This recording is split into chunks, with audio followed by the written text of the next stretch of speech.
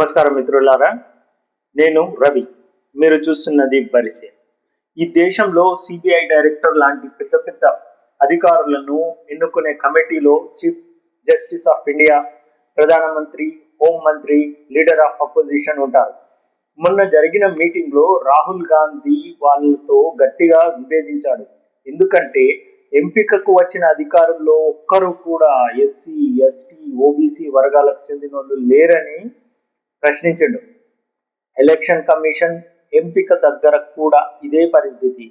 అక్కడ కూడా రాహుల్ గాంధీ ఇదే విషయం మీద అభ్యంతరం చెప్పిండు. ఆలోచించండి, ఈ దేశ జనాభాలో మెజారిటీగా ఉన్న బహుజన వర్గాలకు ఉన్నత పదవుల్లో చోటు లేదా? ఇదే పెద్ద ప్రశ్న. కోల్కతాలో జడ్జి నియామకాలు గురించి కూడా ఇప్పుడు చర్చ జరుగుతోంది. అందులో ఎంతమంది ఎస్సీ, ఎస్టీ, ఓబీసీ వాళ్ళు ఉన్నారో తెలీదు. ఒక్క మహిళ కూడా లేదని వార్తలు వచ్చాయి. సాధారణ మహిళలకే అవకాశం రాకపోతే బహుజన మహిళలకు ఎలా వస్తుంది? ఇది ఆలోచించాల్సిన విషయం. ఇక మరోవైపు దేశంలో ఇంధనం గురించి పెద్ద చర్చ నడుస్తుంది.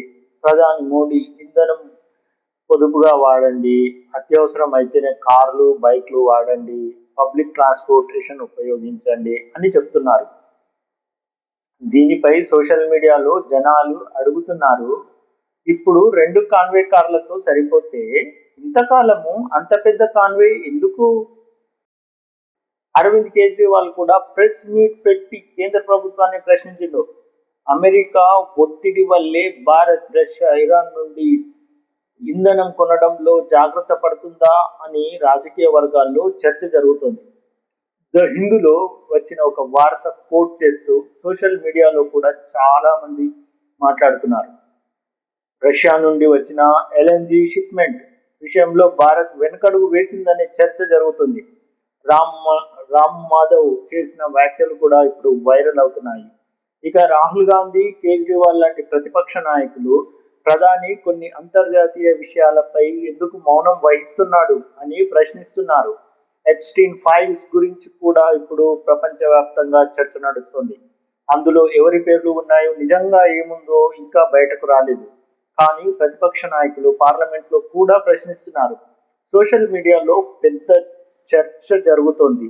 అదానిపై అమెరికాలో నమోదైన కేసుల గురించి కూడా వార్తలు వస్తున్నాయి. కానీ అసలు నిజాలు ఏమిటి, కేసులు ఎటు పోతున్నాయి అనేది అధికారిక క్లారిటీ రావాలి. ఇక మీడియా సంగతి చూస్తే గతంలో ప్రభుత్వాలను గట్టిగా ప్రశ్నించిన మెయిన్ స్ట్రీమ్ మీడియా ఇప్పుడు ఎందుకో చాలా సైలెంట్ అయిపోయిందనే విమర్శలు వస్తున్నాయి. పెట్రోల్ ₹2 పెరిగినా స్టూడియోలో డిబేట్స్ పెట్టిన మీడియా ఇప్పుడు పెట్రోల్, గ్యాస్, టోల్ భారాలపై అంత గట్టిగా మాట్లాడడం లేదనే విమర్శలు ప్రజల్లో ఉన్నాయి. దేశంలో పెట్రోల్, డీజిల్ ధరలు పెరుగుతున్నాయి. చమురు ధరలు తక్కువగా ఉన్నప్పుడు సామాన్యులకు పెద్దగా లాభం రాలేదు. పెద్ద పెద్ద కంపెనీలు తక్కువ ధరలకు తీసుకుని విదేశాల్లో అమ్ముకుని లాభాలు చేసుకున్నాయనే విమర్శలు వచ్చాయి. ఇప్పుడు ధరలు పెరిగితే భారం మాత్రం సామాన్యుల మీదే పడుతుంది. ఆర్థిక నిపుణులు కూడా దేశం ముందు కష్టకాలం రావచ్చని హెచ్చరిస్తున్నారు. మన్మోహన్ సింగ్ టైంలో కూడా ఆర్థిక సంక్షోభం వచ్చిందని, కానీ అప్పట్లో తీసుకున్న నిర్ణయాలతో దేశం బయటపడిందని కొంతమంది చెప్తున్నారు. ఇప్పుడు మోడీ ప్రభుత్వం ఏమి చేస్తుందో చూడాలి. ఇక నీట్ పరీక్ష. అరవింద్ కేజ్రీవాల్ విద్యార్థులు ఉద్యమించాలని పిలుపునిచ్చిండు. 23 లక్షల మంది పరీక్ష రాశారు. పేపర్ లీక్ ఆరోపణలు పదే పదే రావడం చాలా ప్రమాదకరం. ప్రతిసారి దోషులను పట్టుకున్నాం అని చెప్తున్నారు, కానీ ఎంతమందికి శిక్ష పడింది, ఎంతమంది ఆస్తులు జప్తు చేశారు అనే ప్రశ్నలకు స్పష్టమైన సమాధానం రావడం లేదు. ఇప్పుడు అరవింద్ కేజ్రీవాల్ ఫుల్ ఫామ్ లో కనిపిస్తుండ్రు. విద్యార్థులు, యువత రోడ్లపైకి రావాలని పిలుపునిస్తుండ్రు. 23 లక్షల మంది నీట్ విద్యార్థులు ఒక్కసారి ఉద్యమిస్తే దేశ రాజకీయాలనే కదిలించగల శక్తి ఉందని చెప్తుండ్రు. ఇప్పుడు ఆయన ఇంకో ముఖ్యమైన విషయం గుర్తు చేసిండు. నేపాల్లో, బంగ్లాదేశ్లో యువత, విద్యార్థులు ఉద్యమాలు ఎలా పెద్ద రాజకీయ మార్పులకు కారణమయ్యాయో గుర్తు చేసిండు. విద్యార్థుల కోపాన్ని చిన్నచూపు చూడొద్దు అనే సందేశం ఇచ్చిండు.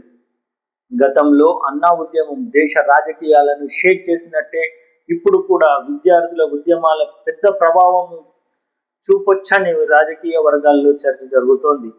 దేశంలో నిరుద్యోగం పెరుగుతుంది, ప్రొడక్షన్ తగ్గుతుంది, మత విద్వేషాలు పెరుగుతున్నాయనే విమర్శలు వస్తున్నాయి. ఇంధనం సమస్య కూడా ఇప్పుడు పెద్ద చర్చ అవుతుంది. ఈ పరిస్థితిలో ప్రజల్లో అసంతృప్తి పెరుగుతుందని రాజకీయ విశ్లేషకులు అంటున్నారు. ప్రజాస్వామ్యంలో ప్రశ్నించడం తప్పు కాదు. మీ అభిప్రాయాలను కామెంట్ ద్వారా చేయండి. ఇది బరిసే ప్రజల మాట.